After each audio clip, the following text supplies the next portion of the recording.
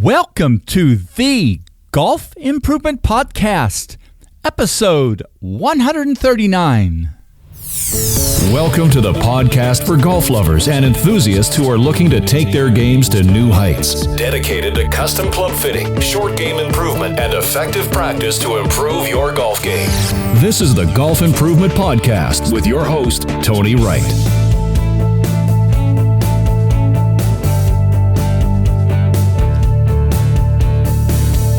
Hello, this is Tony Wright from Game Improvement Golf in Oak Ridge, Tennessee with the Golf Improvement Podcast, dedicated to sharing useful information on true custom club fitting, short game improvement, and effective practice techniques.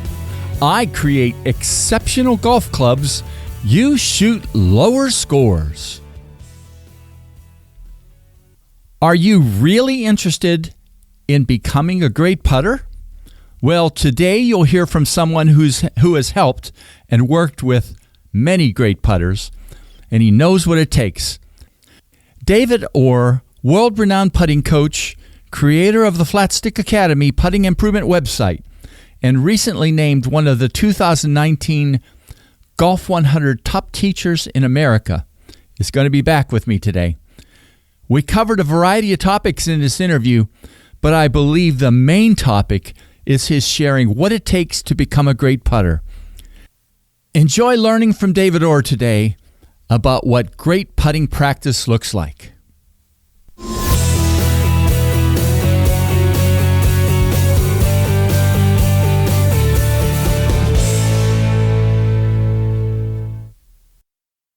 Hello, this is Tony Wright with episode 139 of the Golf Improvement Podcast. And tonight, I'm speaking again with David Orr. We're doing a little nighttime interview after David's had a long day of work. David's a world-renowned putting coach and creator of the Flat Stick Academy website. We last talked in episode 123 about speed control, which I know is one of his favorite topics. But he's also been recognized in the 2019 Golf 100 Top Teachers in America list, and I believe you're going to a conference related to that next week, which I'll bet is an amazing thing to get to do, David. Absolutely, yeah. Next week, Golf Magazine Top 100 Summit. Obviously, hopefully all the teachers that are in the Top 100 plus their guests are gathering in Pinehurst for a 2-day. Oh, it's in Pinehurst. I didn't know it was there. Yeah. It's at our competitor's place, Pinehurst Country Club. It's. I'm very, very blessed and fortunate to be recognized, and looking forward to seeing a lot of good friends and familiar faces. Well, we're going to talk about a variety of things tonight, but one of the things we're going to talk about is something I really wanted to hear from you about since it happened. And that was, what an opportunity to be connected with the Solheim Cup and Suzanne making last putt. And probably you've talked about this with millions of people, but talk to us a little bit about it tonight, about what that was like and, some things from the inside. Actually, I haven't talked to too many people about it at all, to be honest with you. Really? Okay. Well, what's interesting is, I've been working with Suzanne Petterson for 2 years, and obviously she had her baby Herman, a little boy, and, we'd done some training camps and had gotten together before the Solheim Cup, and she called me up and said, I'm going to play in the Solheim Cup. Do you want to go to Scotland? I said, well, where is it? And she goes, Glen Eagles. And I go, well, geez, I've been to Muirfield. I've been to St. Andrews. Yeah, let's go to Glen Eagles up in the beginning of the Highlands there. So I said, you pay for my expenses? I said, I'll be there. When you want me there? She said, I want you there by Monday. And because I did, I worked with Suzanne on her putting and her chipping and her wedge play. And so I got to be there Monday, Tuesday, Wednesday, Thursday in the cold rain, and every day featured taking off my socks and shoes and putting them by the fire and thawing them out. So that was the beginning of the week. I also had another player, Anna Norquist. So I actually had 2 Europeans on the Solheim Cup, and no Americans, and here I am, an American, hanging out with all the Europeans for the week. So that was kind of a little uncomfortable, but it was good. It was a great experience. Got to it was my first LPGA event where I taught at, and what a place to start off your Virgin tour of the LPGA. And these girls are great. I'm telling you, I could not believe it. Suzanne played practice rounds with Ann Van Dam, who hits it absolutely a mile. Carlotta Segunda, who also hits it a mile. Bronte Law, who's this little thing that pops it out there as well. So I was actually more impressed with the ladies' ball striking than anything. They were, I'm mainly a putting coach, but I got to watch these girls play golf and on a tough golf course, and they were amazing, just absolutely world class. Well, and the event itself, I mean, everybody, and I have to admit, I didn't get to watch it, but everything that I saw about it said it was like a, I don't know if the bellwether event for how neat, really competitive women's golf is. But it was so well done. The tournament was so well put together, so organized. And what's interesting is the theme for the week, you could see it plastered all throughout Glen Eagles, was called "It All Leads to This Moment." And, I'll give you a little insider information. So Suzanne's been out of golf for a couple of years because she had Herman, and, she made up her mind that she wanted to play in the Dow, the team event in Dow, and Dow's one of her sponsors. And she decided that she would play that. And then obviously she got the little bug, and her partner was Katrina Matthew, who's the captain. And Katrina kind of put it in her ear that, hey, why don't you play? And so Suzanne said, okay, well, maybe I'll play an event or two before the Solheim Cup. And what was interesting is the press was so negative. They were like, she hasn't earned, the right to be on the team. She hasn't been playing for 2 years. The 3 or 4 events that she was playing, she was, barely made the cut in one. I mean, it was kind of like a, I don't know, just like a little bit of a negative vibe. And yeah. Suzanne just thrives on that. And that was almost like, I can remember her saying in the hotel room when we're hanging out by the fireplace with her husband Christian and baby Herman, she goes, I hope it comes down to me. I hope it comes down to me. She goes, I want it to come down to me. And what's interesting is, if I might be corrected, but this might be only the second time in the history of the Ryder Cup or the Solheim Cup that the overall cup was decided by the last stroke on the last hole and the last putt. So that was pretty interesting. And then obviously Suzanne, gets into her little flow state, little mental state of zoning out. And, she said it was an easy putt. It was left half, and she hit it. And she said she was more nervous on the wedge shot than the actual putt. And then she makes the putt. The rest is history. And then all of a sudden she's interviewed and says, I'm done.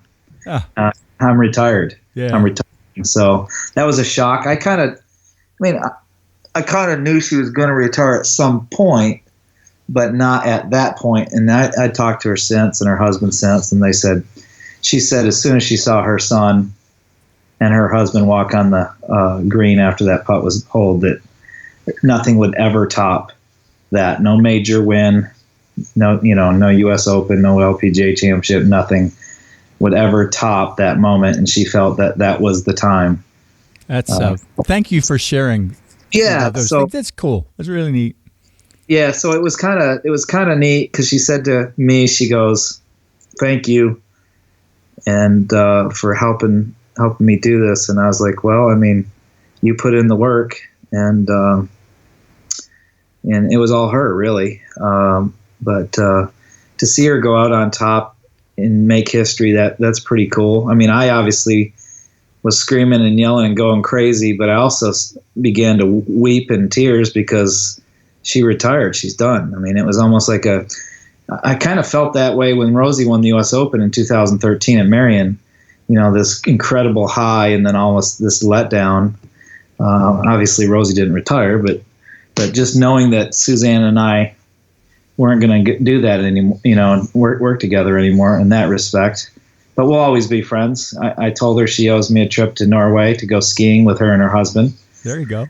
But no, it was great, and to see the talent on both teams, the European team and the USA team. These girls are amazing, amazing players, and I got to see it, firsthand and be a part of that. So it was pretty cool. But Suzanne said to me, she goes, "I don't need to prove anything to anyone or myself anymore," and that's just the best way to go out. How can there be better than that? That's right.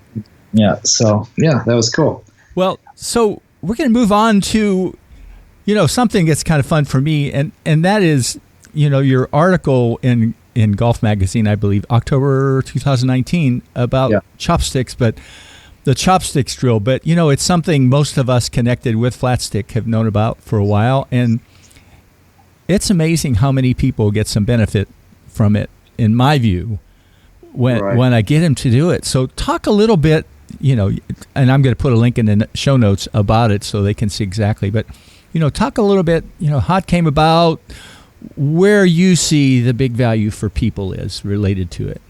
Well, I'd like to take credit for it, but I can't really, because it's a modified version of something that my good friend Dr. Paul Hurrian showed me back several years ago, where he would tie two alignment rods to the putter. And and you stick the rods underneath your armpits, and you get a feeling of moving more with what we call the big Y, the upper arms and shoulders, and synchronizing both arms. And rather than just tying it to the club, I just came up with the idea: just tie it together, put your hands on the inside, get the feeling of what your arms would feel like to move in sync and also in plane. And you can do it trail sided, you can do it lead sided, you could do it with both sides, both lead arm, trail arm, and shoulders. But it's a good drill for people to understand, hey, I've got to be able to move my arms and shoulders without moving my head. I've got to be able to move my arms and shoulders without moving my hips too much and my legs too much. It's just a really kind of good introduction to what a putting stroke might feel like to the general masses. And then, like you said, we've got different variations of it, right? Yeah. And then I also did a video just recently with this little device where you can put the alignment sticks into the little device. You clip it on the putter, and then you can actually putt with it. And it's almost a copy of that old TPM True Pendulum motion training aid. So it's not that original of an idea, but the Golf Magazine, Golf Digest, Golf Magazine, they want simple tips that can apply to the masses. So I said, well, geez, I haven't seen this in the magazine over in the U.S. I've seen it, possibly over in Europe, because I know Paul's big on it. But I just put it in there as just a simple little thing that the masses can do, and it's kind of taken off a little bit. But I wish I could say I was the originator of it, but I'm not. But I can say I was the modifier of it. So well, and knowing how to use it, I didn't realize until I read the article too. I didn't think about being able to use it with trail side and lead side things, as you described in the article. And so, that was a little additional benefit, at least for me, in terms of working with people. So, well, what's Tony, I've been doing these videos and stuff on my website. I've got almost 200 videos. Crazy, isn't it? Yeah. But they're all raw videos. And I think a lot of people don't really know how to use my website properly. I think what they do is they wait for the newsletter to come in, and they said, okay, well, that's it. Well, what they need to do is log in with their username and password and dive into these videos, because it's amazing how many little subtleties that people forget. And like you picked up on that, using the chopsticks with either the lead side, the trail side, or lead hand load or lead arm lock. There's lots of ways to do it. And I always put little diamonds in the rough, so to speak, in these videos. So, it's important, and I'm sure you've seen every video on my website, knowing you. And I think it's important not to just sit there and wait for a email to come in and say, oh, okay, that's my video for the week or the next 2 weeks, as opposed to diving into that website. And there's live lessons, me giving lessons to people. There's skills and drills. There's technical talk, if you like that kind of thing. There's interviews, there's podcasts, there's all kinds of things. So I think the way to use my website the best is obviously log in, use your username and password, but use it as a way to supplement your instruction with a certified coach. Yeah. You know, I think when people think of websites, that they think they're going to learn to putt from a website. No, that's information for you to go work on with your coach or go work on with a flat stick certified instructor, which we're almost up to 70 once these guys in Europe get their exams turned in. So, you know, I think sometimes the websites are misused, if that makes sense. People join them or they go from this website to that website looking for a little tip that's going to help them for that day, as opposed to literally building and developing their putting technique as well as their skills. So yeah. I just wanted to say something a little bit about how to use websites. Don't use that to replace the one-on-one instruction.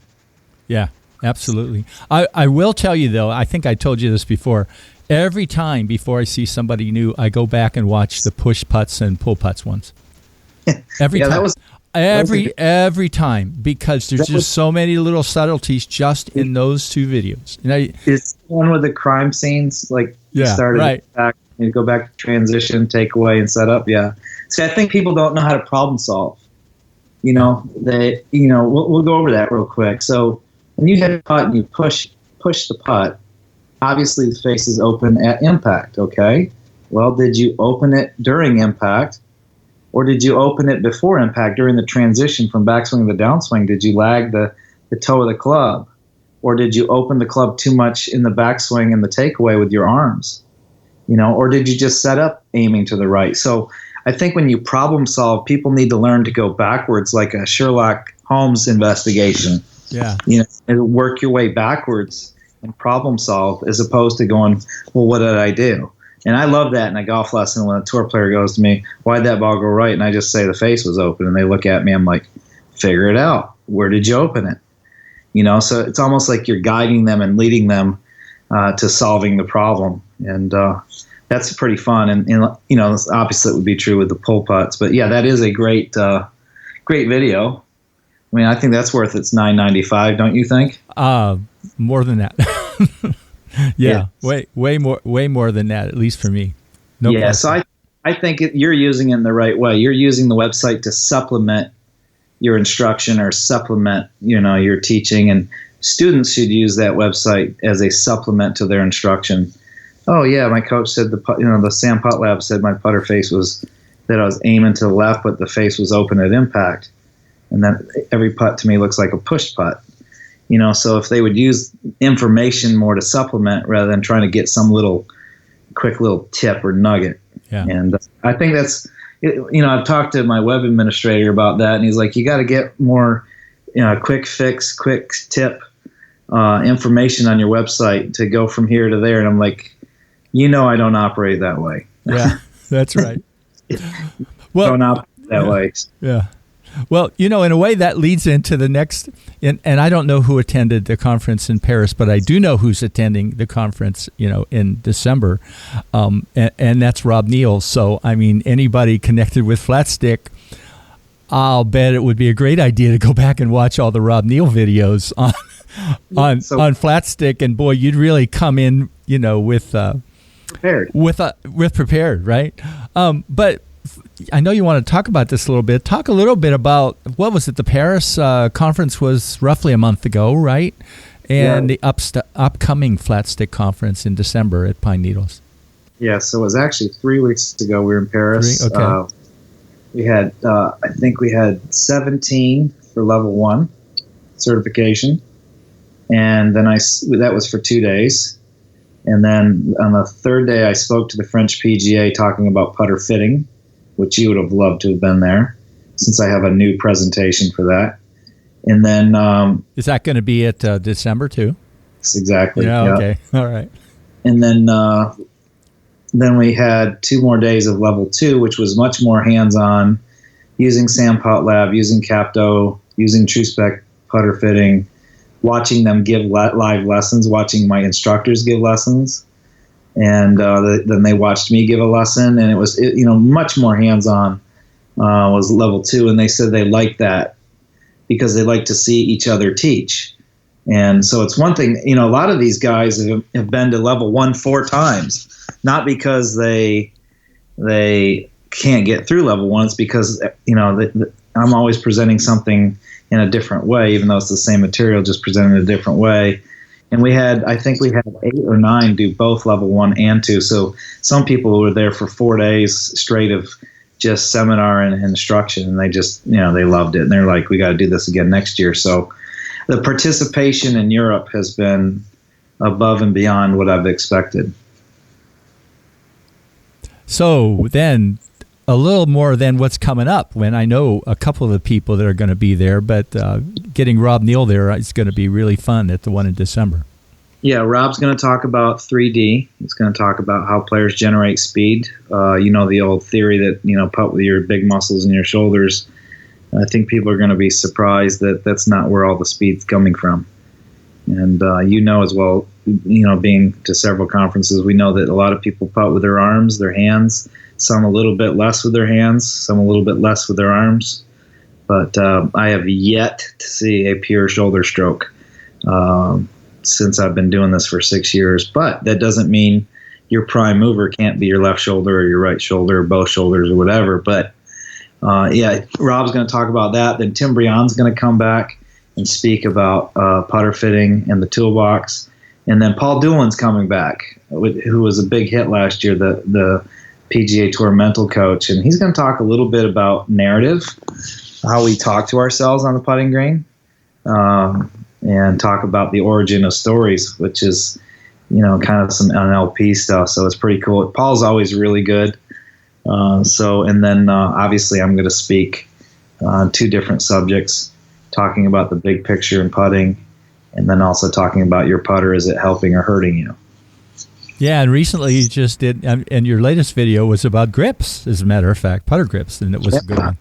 So I've done a lot of testing and mainly just pilot studies to see if it's worth going into full investigation, but it's pretty interesting how big grips have come and big grips are starting to go, but they are for somebody. Big grip is probably, more for people that hold it in along their hand, and a more of a mechanical type feel, whereas a smaller pistol grip is held more across the hand and by the fingers and with the fingers, and a little more feel based, a little more feedback from the club head. And we talked a little bit about grip size, grip shape, grip texture, polyurethane versus rubber, and then obviously grip weight, which is the biggie in my opinion. When how many times have we bought that putter that felt so good off the rack and we changed the grip and we've ruined it? And made it and added 20 grams to the grip or something. Well, I don't have any problems. I don't have any problems adding counterweight. Yeah. Especially if the club's been cut down to, say, for like a junior golfer or a lady golfer. Like I just fit somebody for a 32-inch putter yesterday, and we're going to need to add some weight in the head and some weight in the grip a little bit to kind of recover, some lost weight, because putters can get really, really light when you cut them down to those lengths. So, I'm not against counterweight at all. I think it's been overdone. I think big grips have been overdone. I think putters are there's a slide in my new putter fitting, and it shows this tank from Odyssey, this tank putter. It's an Odyssey 7 tank, and then it's got this long shaft, huge grip, and 100 grams of counterweight, and the total weight of this thing's like 607 grams, which is like a sledgehammer. And I joked in Europe, I said, "Who is this putter designed for?" And they go, "I don't know." And I said, "People that struggle with putting and that are going to continue to struggle with putting. That's who it's designed for."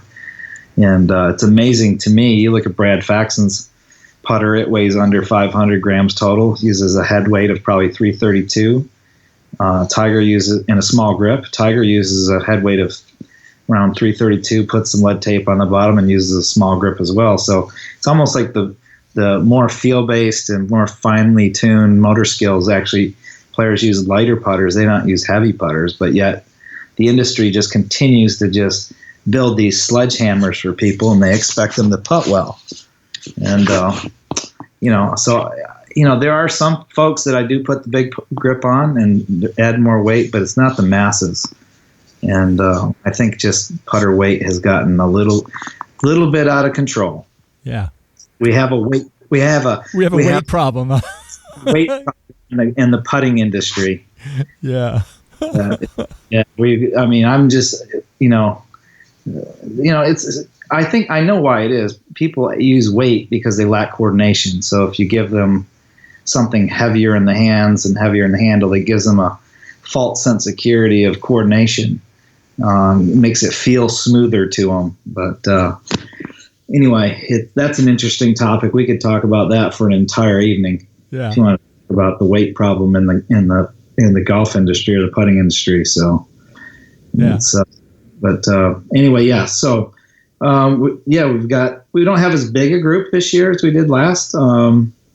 But we're still going to have a quality conference, and I look forward to presenting, my information, same information in a completely different lens, so to speak, more about how to coach the big picture of putting, how to start with the environment, and then obviously your skills. You got to be able to read the green, you got to predict break direction, break them out. You got to adjust your speed to different greens, right? Putting uphill versus downhill, you get a different effective stimp. And then where's your tendency to start the ball on line on straight putts, right to left and left to right putts, and then getting into some putting technique stuff. So, yeah, I've kind of reversed the presentation a little bit. So it'll be good. I'm looking forward. And hopefully you're going to do a live one with somebody again, like last year, which was really great. Absolutely. And right now I'm 7 of 7 on live.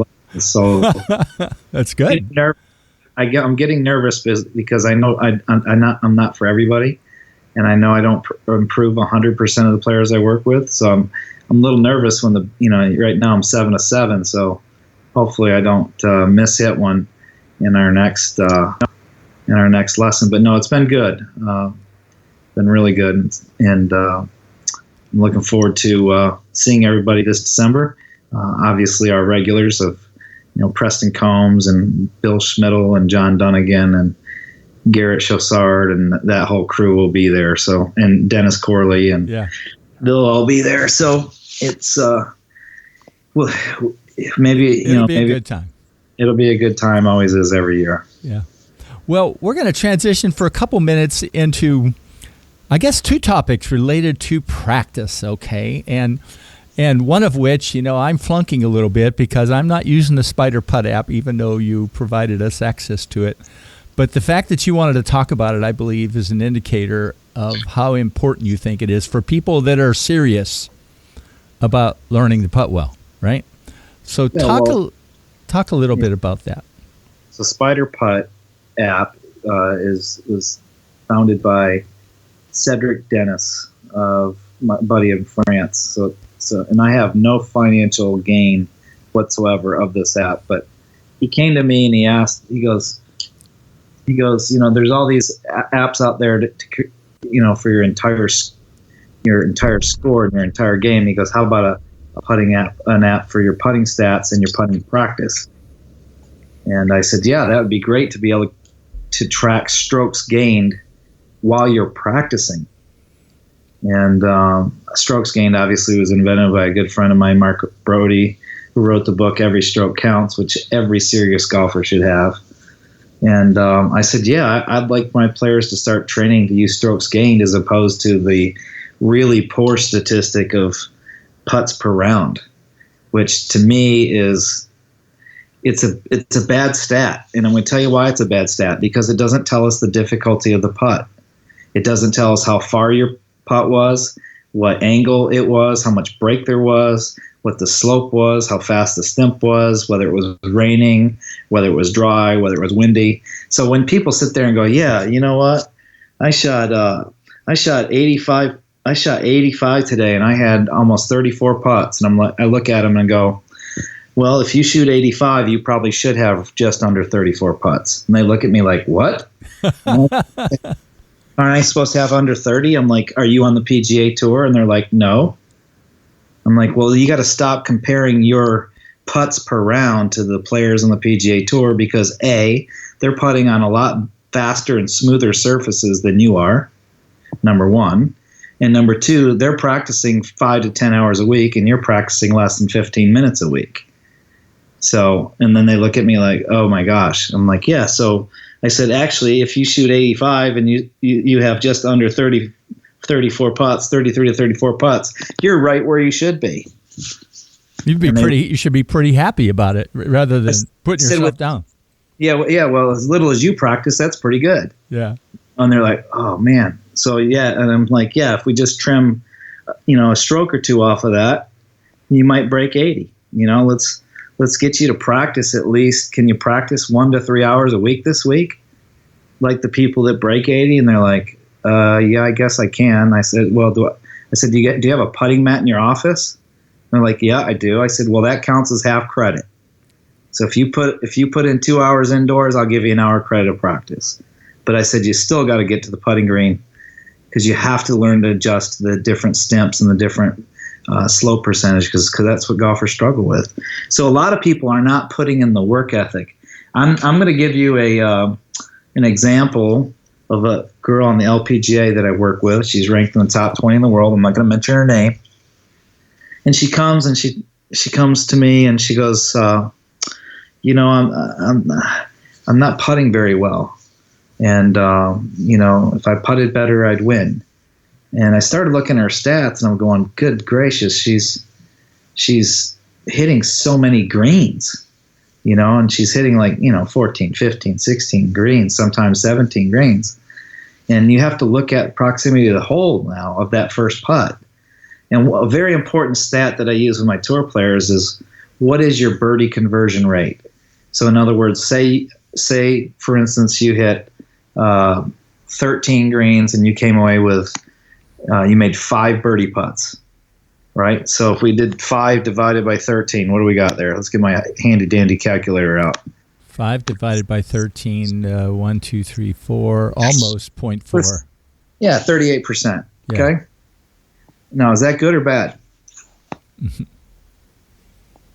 38% birdie conversion rate. Is that good or bad? Well, you have to look at what the length of putts and things are, though, too, don't you? Absolutely. Yeah, exactly. So that's not even the best stat, but it's a better stat. And because here's what the listeners need to understand, okay? Amateurs need to reduce their number of 3 putts, okay? And low handicap and tour players need to increase their number of makes on their first putt. That's where the secret is in the sauce. Reduce your 3 putts for amateurs and make more 1 putts, especially that 5 to 15 foot range for amateur golfers, or for your low handicap amateur and your tour player. Could be like the junior college kids I'm working with who may listen to this podcast. Hi guys. So they also need to understand that my tour players and my best putters practice 10 hours a week putting. And most tour players average 5 to 10 hours a week putting. Yeah. And good amateur golfers about 3 to 5 hours a week putting. So most people don't putt enough, and they don't put enough on different greens and different surfaces to adjust. I was just talking to an LPGA full swing coach about their swing from California to the East Coast to the British Open and then over to Asia and then back over here. And he's like, the greens on the LPGA vary so much versus on the PGA Tour where they're a little more consistent. And that plays a huge part into it. I mean, if you're putting on a stimp of 8 and it's Bermuda with a wide blade and it's got a thick grain and you're putting up and down slopes, and you're not going to putt as well as somebody that's putting on a stimp of about 10.5, 11. And, the green speed and the condition of the green does have a huge effect on how well you perform. So I think the biggest thing that I want people to get out of this little conversation is, A, do you put enough work into it? And B, are you actually comparing yourself to your peers as opposed to trying to compare yourself to PGA Tour stats? And putts per round is just not a good stat. One of the things I love about Spider Putt is on free mode, you can input the distance, you can input the slope right to left or left to right, and the slope percentage, and you can place where you either made it or you'd hit hold, or you move the dot to where you missed it, and you can show on the grid whether you missed it 1 foot left, 2 foot left, or right or long or whatever, and you can select it was a misread or it was just bad technique, and you can go on the next one. In free mode, you can enter every single putt you have, and then at the end, if you want to view the details, you can say, oh, all right, I was negative 0.025 strokes gained total, which means I putted average, and yet, but on my left or rights, I was -1, and on my and some change, and on my right to left, I was +1 some change. So I like the fact that it divides not only into strokes gained, but how well you're putting, strokes gained left to right, and strokes gained right to left. So that's one of the huge reasons why my players, I recommend them using the Spider Putt app. I don't get anything out of it. It's just a much better way for them to figure out, wait a minute, you know what, I do putt okay on my right to lefts and not as good as on my left to rights. And then showing the dispersion is saying, oh, see how your misses are to the right? What's that tell us about the club face? Man, it's still getting open, isn't it? Absolutely. So, for the good players, the Spider Putt app's good.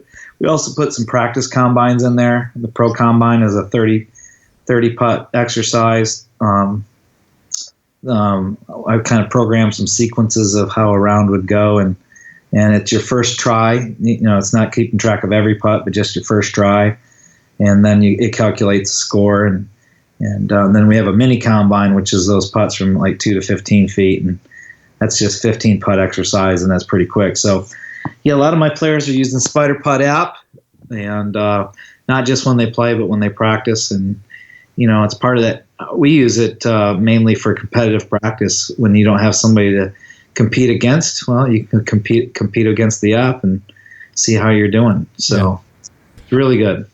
And I looked on the web tonight, and it's not very expensive to buy. It's like $20 a year, isn't it? Yeah. I mean, Oh my God. And I hadn't realized that part. We had access to it from Flatstick originally, but it's pretty neat at that level of investment. Well, it's interesting because one of my best putters, she has both Golf Metrics by Mark Brody, and she has Spider Putt app, and she goes, I like the Spider Putt app when I'm practicing because I can really keep track of how well I'm doing while I practice.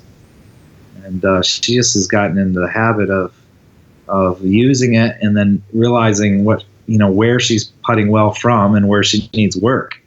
I think that's the biggest thing is people don't know what to practice and how much to practice. Well, I think the reason why they don't practice putting a lot because it's a lot more fun hitting drivers and hitting irons and stuff like that. But I think people, when they go to the putting green, they just go, I either got it or I don't. If I don't, I'm going to go change the grip on the putter. If that doesn't feel good, I'm going to buy a new putter. And they're trying to find a diamond in the a quick fix. Yeah, and that's just really not going to develop your skill. I mean, if people want to get better, what should I be practicing?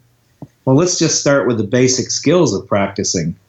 Okay, let's just start with practicing your green reading. Well, how do I do that? Well, go buy yourself a digital level at Home Depot and put it on slope percentage and start seeing which way putts break, the break direction, and then look at the slope value, and if it's if it's 1% or less, it's kind of mild or flat. If it's 2%, that's an average slope, which you're going to find on a lot of putting greens. 3% steep, 4 is severe, and 5 is unfair. So 5 is unfair. That's good. That's right. 5% fair, especially with a stimp of 12 or 13. So the balls aren't staying. They're staying on the green very well, and people just don't know what to practice. But just start with some green reading. And if you don't want to do that, go take an aim point class. I mean, aim point, you're feeling with the feet, the break direction, and the slope percentage. You assign a value. They put their fingers up outside the edge of the hole, and it tells them how far the putt breaks, and their arm bend is the stimp. And it's the simplest system to learn how to read greens.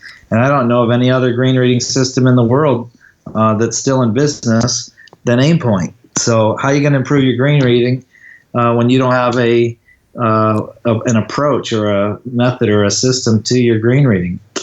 I know the best players in the world, that don't use aim point, they have to putt a lot and start memorizing putts. And Tiger Woods is probably one of the best green readers that's not using aim point. He's got really in tune with the environment, and he reads you'll notice he reads every putt and he reads it in a circle. Yeah. And, so there's some basic principles I guarantee you that he's using, such as feeling the slope and feeling the direction of the break direction, and then just basing the break amount on how he's going to hit it, the speed he's going to hit it. So, and then obviously speed drills. I mean, obviously you start to learn speed control on flat putts first, so you learn distance control first. This was a subject that I talked about new in Paris, is there's a difference between distance control and speed control. Distance control is working on your touch, your ability to stop a ball a certain distance. Like, I've got a 20-footer, I'm going to hit this 1 foot through past the hole, so I'm actually hitting a 21-footer, right? Yeah. But if it breaks, then it's actually a little bit longer putt. And whereas speed control is learning to control the length of your stroke, learning to control the timing of your stroke, learning to control the acceleration and the deceleration of your stroke. That's what speed control is. So, like I showed, we did something with a live lesson over in Paris, and a lot of my guys are putting it on social media, blowing it up, is can you hit a putt 10 feet with a pop stroke, 10 feet with a smooth stroke, and 10 foot with something in between? And that's kind of taken off a little bit. And they were like, oh, we get it now. There's a difference. It's learning to go from here to the airport in a school bus versus going from here to the airport in a Tesla with no speed limit. The distance is the same distance. It's just how you accelerate and decelerate and what kind of car you're driving, is a different speed control. So I would never give my daughters the keys to the Tesla, right? Right. Yeah. Or the BMW or the Audi. So they're going to start on a truck, something that's a little more stable and a little slower accelerating and so on and so forth. So to me, distance control, speed control, they're related, but they're different. Now, here's one thing. I'm going to ask one other question, and we're getting close, but the one thing that I try to get the guys I'm working with is to go through whatever their entire routine is, every putt, when they're doing drills. And, that can get, you can say that gets boring, but I mean, that's what you're doing when you're playing, right? Well, you need that mental discipline. You need that process. See, they don't realize that the routine is not really what it's all about. It's not about the routine. Okay, let's just throw that out there. It's about the process. And you hear Bill Belichick talking about do your job and just stick to the process, right? Because it's more of mental practice, and it's more of mental discipline, and it's learning to control your nerves, and it's learning to stay in the moment, and it's learning to do your job. What's my job? I got to breathe this putt. What's my second job? I got to know how hard I'm going to hit it. What's my third job? I got to know where I'm going to start it. What's my fourth job? I got to set up to it and take my grip. What's my fifth job? I got to target it. I got to see it and feel it in my mind, and then I got to send it, right? And then after I putt it, I have to have a use of feedback and recall. And a lot of people, just to be honest with you, they don't. How can I say this politically correct? So what golfers really struggle with their putting is they're actually struggling with learning. Okay, it's not that they're bad putters. It's just they don't know how to use feedback and recall to correct what they're doing. They overcorrect. I see that most of the time, as opposed to sticking to the process and refining the process, as opposed to worrying about and reacting to the previous result. Does that make any sense? Absolutely. So the reason why you do the routine is not for the routine itself. It's to get you mentally prepared and going through the process of holing a putt. And then after you've done that, either you've made it or missed it, you must use feedback and recall as opposed to overreacting. I see so many golfers overreact like they're a tour player or something. I mean, you play once on the weekend and that's it, and you don't practice. I mean, just enjoy it. And putting is a very difficult part of the game. And if you don't practice it a lot and you don't get that process refined, you're going to struggle a little bit. So when you're having your players do their routine, it's much more than just doing the routine. It's going through all the pieces that you would do on the course, including, not getting ticked off with yourself and saying, okay, what can I gather from this at the end, and going on. What was it? I read something, Tiger had some kind of a 10-second thing where he'd be upset with him. I can't remember where I read that, where he would allow himself to get upset for 10 seconds. Yeah. And, well, I don't let it go. I don't have a problem with a reaction, but Yeah. what I have a problem with is you not immediately getting back into the proper frame of mind with using feedback and recall and learning. Yeah. Feedback is key. It's interesting. You watch a lot of people practice on the putting green out here at Pine Needles, and they'll miss one left, and then they miss one right, and then they miss one left again. Whereas a tour player's misses aren't like that. If they miss one left, then they miss one a little less left, and then the third one goes in. So I call it parish traffic. You hit the car on the left, and then you overcorrect, you hit the car on the right, and then you overcorrect the car on the left. So I think the average golfer overreacts and overcorrects, as opposed to using feedback and looking back into the stroke and say, oh, I felt my right arm cause that to pull to the left. Or I did hit that I added a little gas pedal to it and I kind of hit it too hard through the break. So I find myself training golfers' minds in the process much more than anything. So, yeah, explain to your team that it's not just about the routine. It's about learning to go through the process of holding a putt and then how to deal with that and how to cope with it and move on, They're going to be ahead of a lot of people if they do that. Absolutely. I'll share something. So I've worked with Brad Faxon a few times, and we've become good acquaintances. And he calls me up one day. He goes, Dior, does this sound crazy? I said, what's that? He goes, have you ever loved missing a putt? And I'm like, go ahead and elaborate. And he goes, well, I set up the other day. I had this 15-footer, little break right to left, and I set up to it, and my grip felt great. And the putter looked great behind it, and I felt so comfortable to address. I looked at the target, and it came back, and the stroke felt absolutely amazing, and the ball impact felt good, and the roll was pure, and it's rolling, and it's rolling, and rolling, and it lipped out. He goes, I just love that. And I said, well, what do you mean? He goes, I just love the feeling of that process. I did everything I could, and it just didn't go in. Now, here's a guy who's in love with the process of putting as opposed to being results-oriented. What would be a typical reaction of another lipped-out putt, right? Yeah, exactly. But yet, he goes, am I crazy? I said, no, you're a genius, and you're special. That's what it is. He just loves the putt. His whole, his number one fundamental is his attitude in putting. And he guards that like the gold at Fort Knox. I mean, he's got the best putting mind of anybody I've ever met.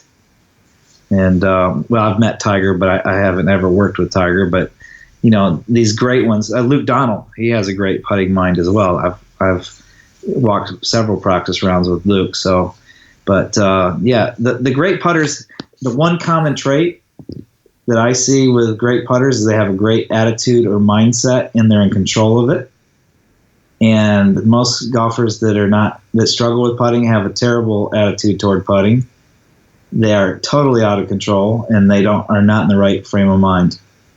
And that's when they usually come to see me. Well, there's a lot of them that come to see you, I know too. So. Well, yeah, and I've been very blessed with good students. And what's really cool is taking somebody that had a bad attitude, somebody that had the wrong frame of mind, somebody that did not love putting, someone that struggled with their mechanics and was not skillful, and then to make them, almost world class. That would be Maggie Ashmore. Maggie Ashmore came to me 3.5 years ago, and she took a lesson from me almost every month. She'd come up from Augusta, Georgia. She played at Augusta University, and I can remember she was averaging above 75. And when she came to see me, we had a lot of work to do, and she did exactly what I asked her to do. And by the time she graduated, she had a stroke average of 71.3, which I believe is school record at the time. And, there's a kid that's improved 4 strokes on the putting green, and you play, a 54-hole event in college? That's 12 strokes. That moves you from being number 5 and 6 on the team to number 1 on the team, doesn't it? Oh, yeah. Yeah. And if you follow me on Facebook or Instagram or whatever, you'll notice her combine scores. She's always gaining, a couple strokes when she's in practice and also when she's playing. So she's figured it out. And what's interesting about Maggie, she's always done whatever I asked her to do. She practices 10 hours a week or more. She's practiced 15 hours this week on her putting. Phew. Yeah, exactly. Yeah. And everybody tells her, there's a big joke is when they don't see her on the putting green, they say, aren't you in the wrong place? At her club, they always joke that, she's always on the putting green. And she's there not because she's trying to work hard. She's there because she loves it. And when you go from somebody that hated putting or was afraid of putting to turning them into loving to putt, then they spend so much time you can't get them off the green. So she's done the work, and she's probably one of my best before and afters ever. I don't know if I'll ever get another before and after that good. Yeah. But she was dedicated, and it's pretty neat to take somebody from here to there. And that's another thing that's really cool about coaching is getting people that have the ability. They just don't know which way to go and how to get there. And to help them do that, that's a lot of fun. That's for sure. So let's talk a little bit about, how much a player practices. So I kind of hinted at it. So whenever I go speak, whether it's to coaches, players, or just the average golfer, whenever I speak, I say, how much have you practiced this week? So let's begin with that question for our listeners. How much putting practice have you practiced this week? So just to give you an idea, my best players putt 10 hours a week or more. That's what my best do. The tour players typically 5 to 10 hours a week. My good college players, 3 to 5 hours a week. My good high school players, 3 to 5 hours a week. My good amateurs, about 1 to 3 hours a week. And then we start getting into the club golfer that comes in, says to me they're single-digit handicap. Then I watch them putt, and I'm like, there's no way they're single-digit handicap. And say, how much you practice this week? And I'd say, just before I tee off on the first tee, which is about 15 minutes. I'm like, really? You're going to get better with just 15 minutes of practice? And I guarantee all they did was try some tip that they read in a magazine or watched on a television show or whatever, and just tried that, and that didn't work, so they went to something else, changing their grip or whatever. So I think a lot of people just don't realize that in order to be good at something, you have to put a lot of time and energy into it, a lot of passion, a lot of love, and a lot of understanding. So, and then I think also people practice too much block practice. In other words, they get these training aids out, and they stay in that one spot, for too long. I like to keep the block practice to about 10 to 15 minutes, and that's it. And then get into random practice and some competitive practice. Something where you're measuring yourself against something. Someone else, just like it's just me and you. You and I go putt 9 holes, and who can finish, with the best score in relationship to par. That's probably the oldest competitive practice I know, right? Yeah. It's still great because you're trying to hold putts. You're trying to beat somebody. You're trying to score, that's why we came up with the flat stick pro combine and the mini combine is, okay, if you don't have anybody to putt against, now you can putt against the app and see how well you'll do versus yourself. And but I think a practice layout, and I'm getting ready to do a video on this really soon. So if I were to share with my listeners or your listeners, what did tour players practice? Well, a basic layout would look like this. They're going to have some type of training aid or some little template or something mirror, whatever, to have that block practice or that technical practice. I call it a stroke station. All right, so that'd be one component, and you'd spend about 15 minutes on that, right? Yeah. And then you would probably hit 15 minutes of short putts, and what I'm saying is like 3 to 6 feet around the cup, different angles and different breaks. It's about 15 minutes on short putts. Then I like to see about 15 minutes worth of lag putting up and down slopes and across slopes from about 20 to 30 feet. Because at 33 feet, you're going to have the same one putt percentage as you are 3 putt percentage, which is 6%. So from 33 feet, you're just as likely to 1 putt as you are to 3 putt.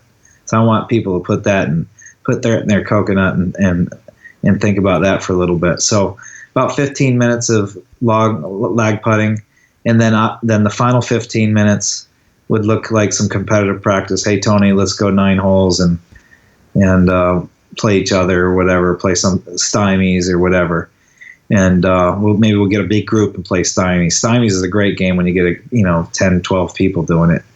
And that's a great game. But, so you got 15 minutes of stroke station, 15 minutes of short putts, 15 minutes of lag putting, and then 15 minutes of competitive practice. Next thing you know, that's 1 hour. Let's do that 3 days a week. Bang. Yeah.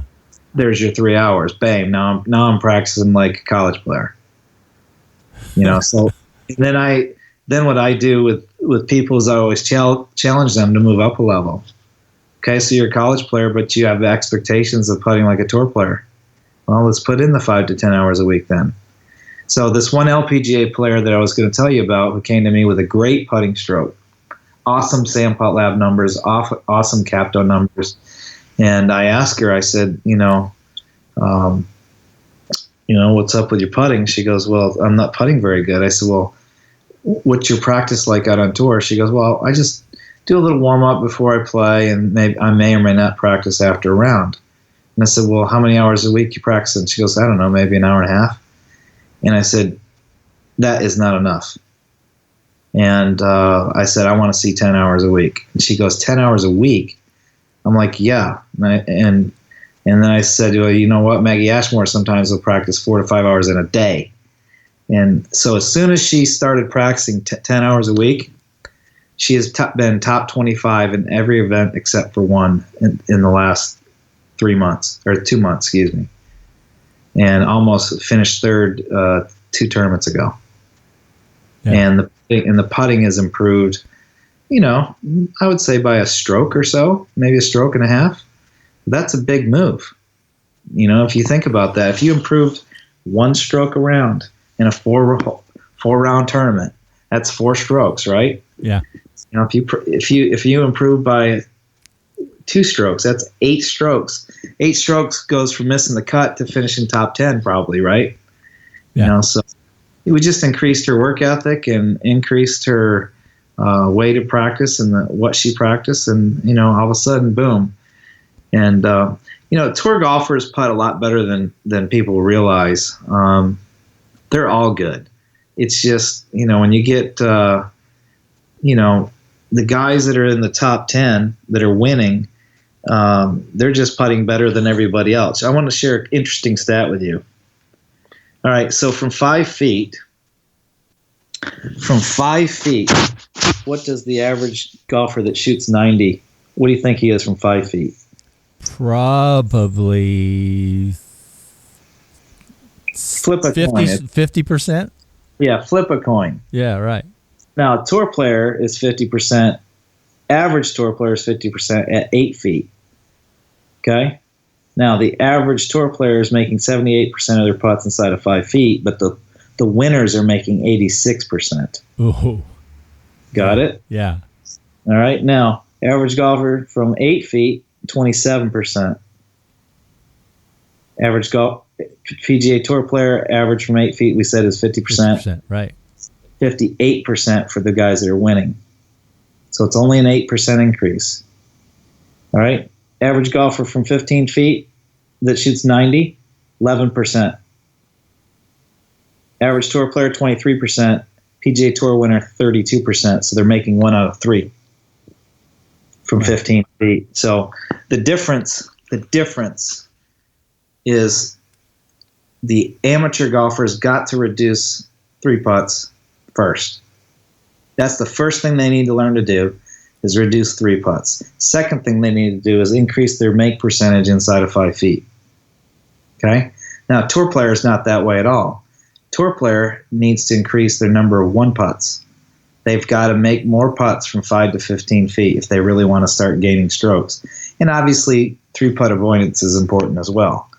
But the big thing is, I think the improvement for the amateur versus the improvement for the tour player are slightly different.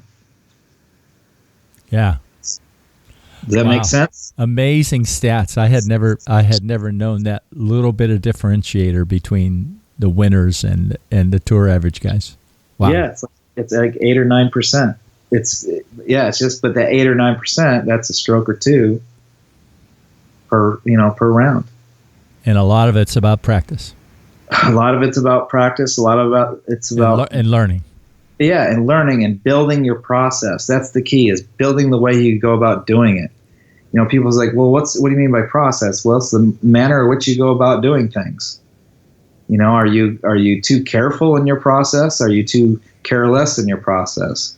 Or does your process flow? One of the cool things that I loved about watching Brad, when he does the same thing over and over again, and you can almost time him.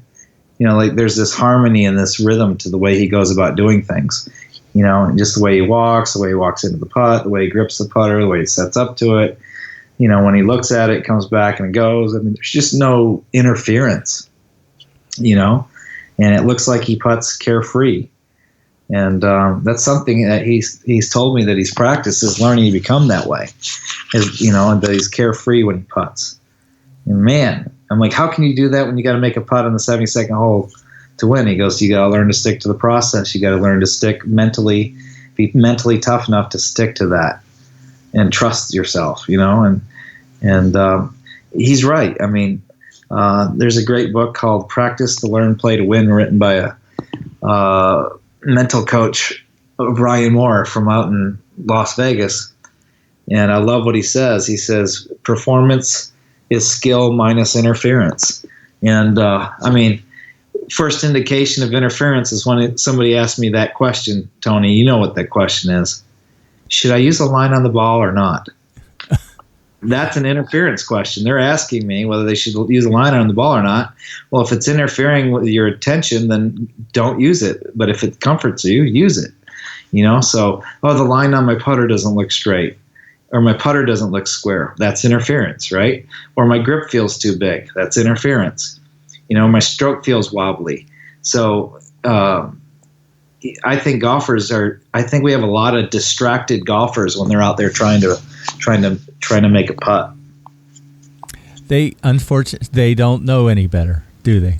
They've never experienced what it's really like to get after it, I think.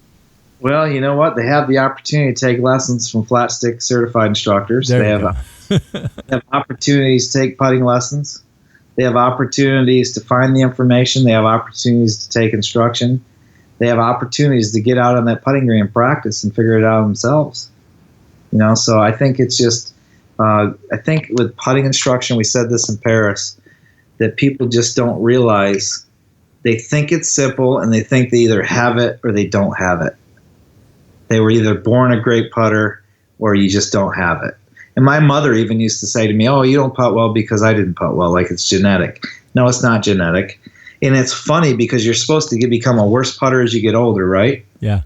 I've gotten better and better every year. I'm putting better now than I've ever putted in my life. Putting in the work. Well, it's learning from the people you're connected with too. When you're seeing all those people and teaching, it's got to rub off. Well, I'll tell you what really rubs off. So this is a funny trick. You sit there as a putting coach and you watch a lot of balls roll out, right? Yeah. Watch a lot of balls roll out until they wobble, right? And then you pick up the student's putter and you hit the first putt and you either hit the hole from 30 feet or it looks like it's going in, or you make it and they're like, oh my gosh, you're amazing. I'm like, no, I've been sitting here watching putts for the last 3 or 4 hours. And it's funny because Brad Faxon said he was a caddy when he was a kid. And he used to caddy as much as possible, and he just would watch putts. So I think that's one of the first real clues is you got to watch a lot of balls roll out, and you got to watch a lot of putts break, and you start to, it starts to build in the old coconut, and you just got it. It's amazing to me, just being on a putting green and realizing that not all putts are straight, and watching putts roll out. It's a pretty cool thing. So, and then obviously working on my stroke. I work a little bit almost every day on my putting stroke. If it's 15 minutes, 30 minutes, either outdoors on the putting green or indoors in my little man cave where I got a little 8x12 putting studio, is I'm always got my hands on a putter and I'm always making putting strokes, and I've gotten better. I've gotten better. And then obviously with the knowledge that I have, I know what I need to work on. I've got it down to just, for me personally, I've got to work on my balance at address and my grip. That's it.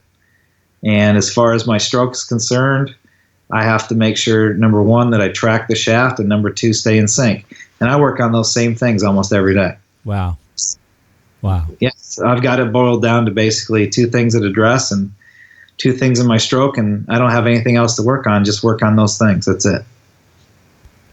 Well, I think maybe this is a good way to stop, David. We've had a really good conversation tonight. We covered a lot of great topics. Absolutely. So yeah, hopefully it'll be a good one. You can we can always do another one. Oh, I'm sure we will. And you probably let a few cats out of the bag from what you're going to talk about at the conference, but I'm sure there'll be a lot more there. So. Absolutely. Game Improvement Golf. I create exceptional golf clubs. You shoot lower scores. Well, David, thank you for setting out for all of us what it really takes to become great at putting. I'm also really pleased that David agreed to do this interview at 7 p.m. at night after a long day at work. It shows me how committed he is to personally sharing with coaches and golfers what he knows to help them putt their best. I put links in the show notes to the Flat Stick Academy website, to the Golf Magazine Chopsticks drill description, and to where you can learn more about the Spider Putt putting app. My shout out today is to a good friend, Dr. Joe Lacaze, developer of the Rotex Motion fitness and training system. Joe and I have done 2 podcast interviews in the past. Well, recently I had some significant back pain issues and have been doing some local physical therapy that's helping. But this weekend, Joe prescribed some Rotex exercises to help me further along in my recovery. Thanks, Joe. I know you're very busy, and it really helps to get your input on helping me to get better. Well, that's it for today. In 2 weeks, I'll be back with episode 140. But until then, and especially you listeners in the United States, enjoy a wonderful and safe Thanksgiving holiday season. See you in 2 weeks.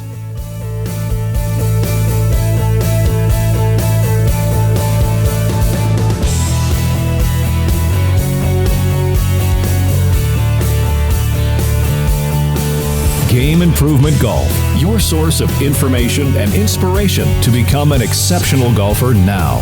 www.gameimprovementgolf.com